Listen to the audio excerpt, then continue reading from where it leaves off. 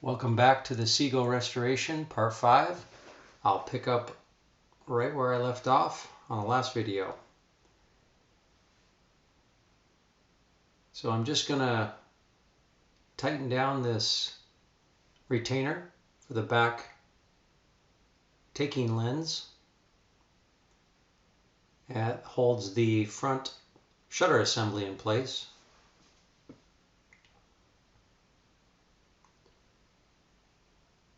And I'll test it here, make sure everything's still working fine.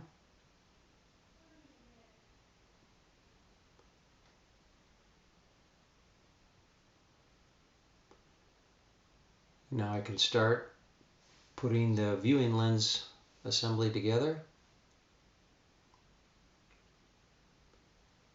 I'll run it down a little bit, grab my caliper, and set that height for the focus for the viewing.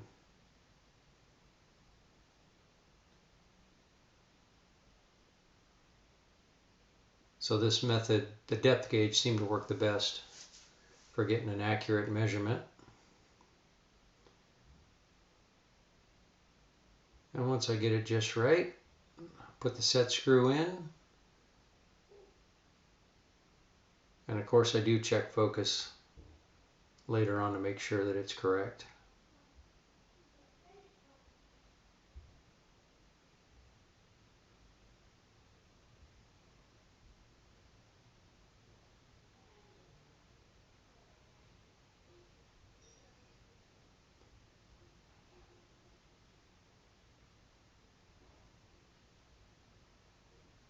And that's that.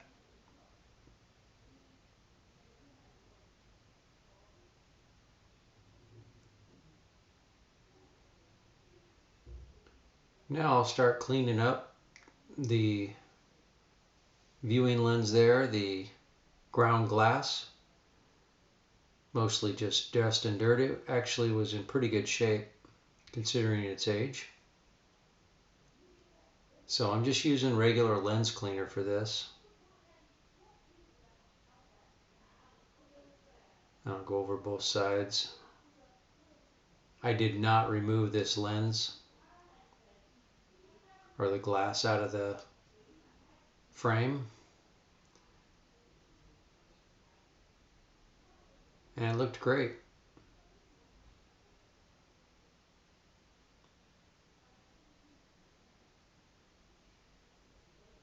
And the front retainer for the viewing lens. Snug that down.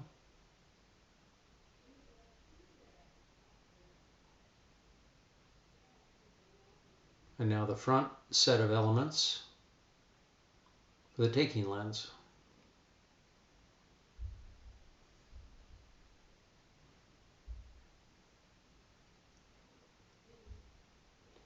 This just runs all the way down, no adjustment.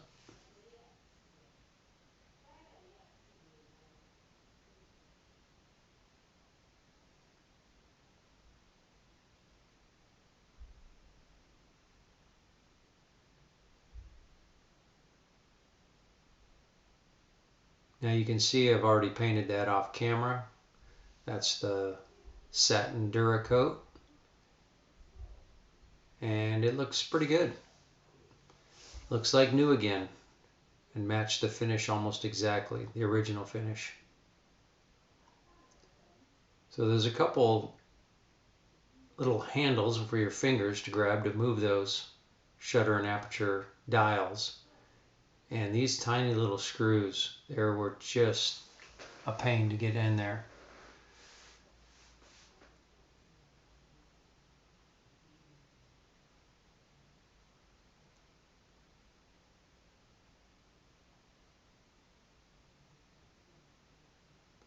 But I had to remove that to paint it.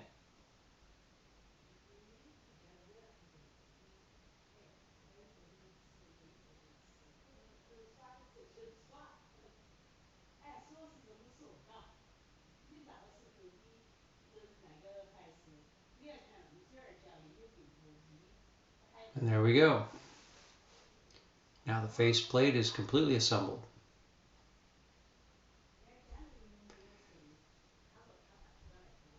So now I have to try to line up the levers on that shutter assembly to line up with the slots in the back of those sliders there. And it definitely took a while to get it right.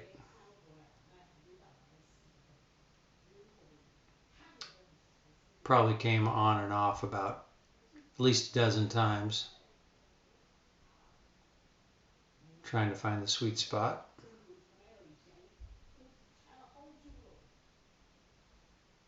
And if you get it just right, it just drops down on there flat.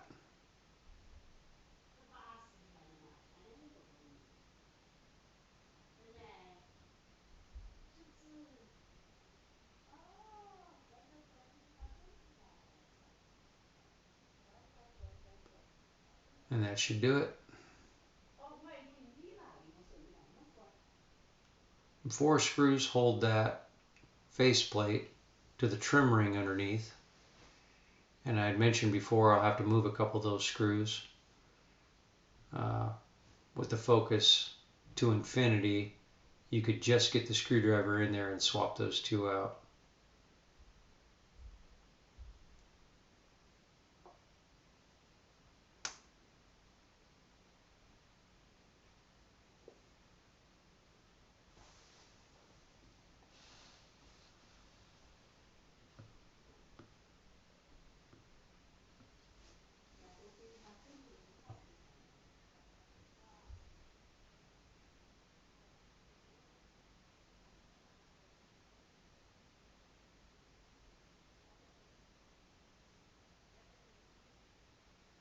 And there we go.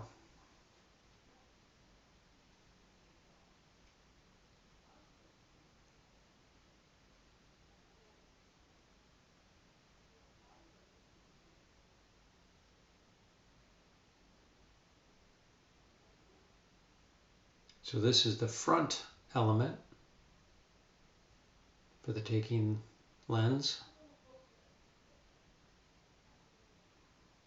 Make sure you get all the dust out of there. Last time it's going to be opened. And then just the trim rings go on top.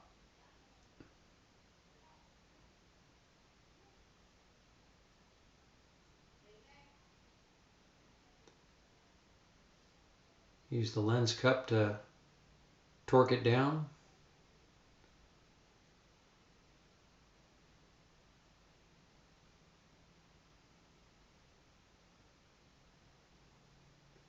And that's it.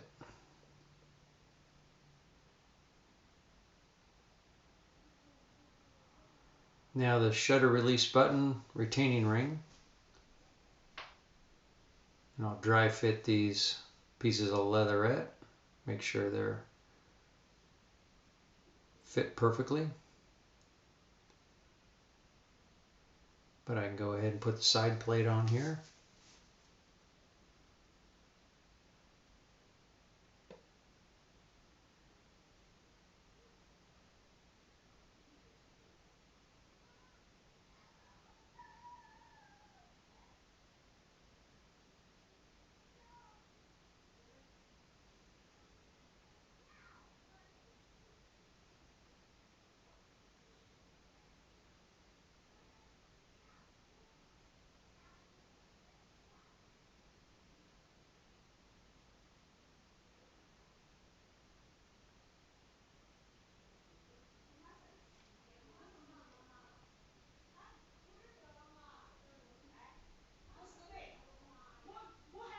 And now that's secured. Now moving on to the other side.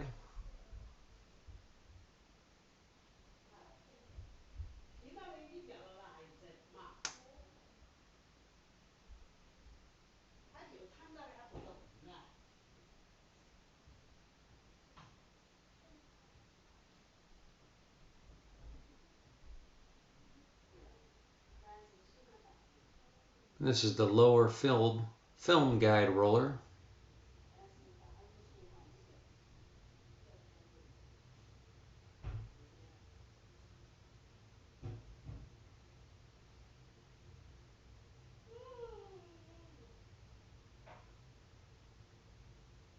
and the film roll spring.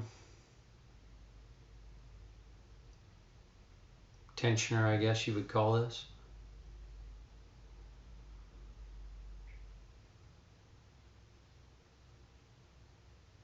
And this is what you'll wind the film with. And this knob is a one direction only. It has a spring inside that allows the knob to only turn one direction, so you don't accidentally unroll the film inside the camera.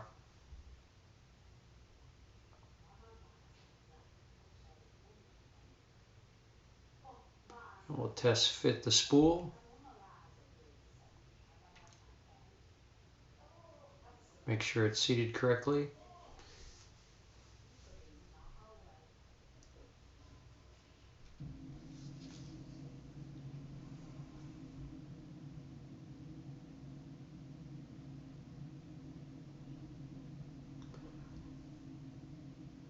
And I'll just put that in there right now so I don't lose track of it.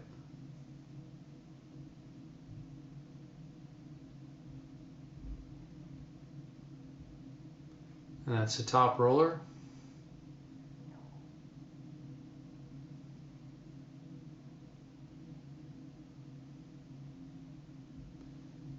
Now for the leatherette, for the focus wheel side.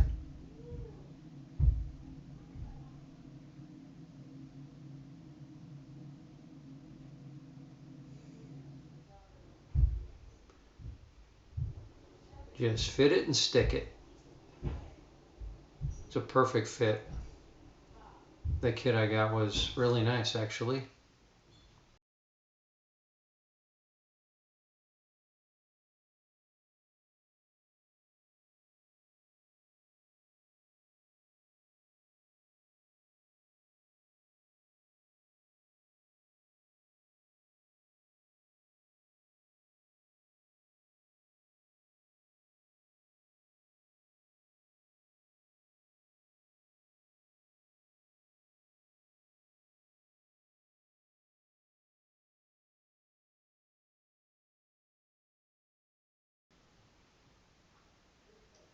This is the left-handed thread, and a little special bit I have for those nuts that go on there.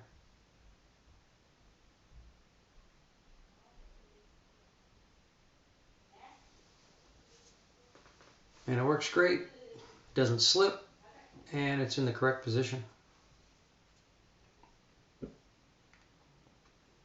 Now we'll stick on the other side,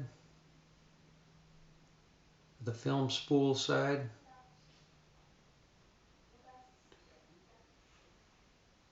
And again, this is one of the easiest peel and stick leatherette kits I'd ever used. Every piece was perfect. And it was really nice material. So this is a faceplate.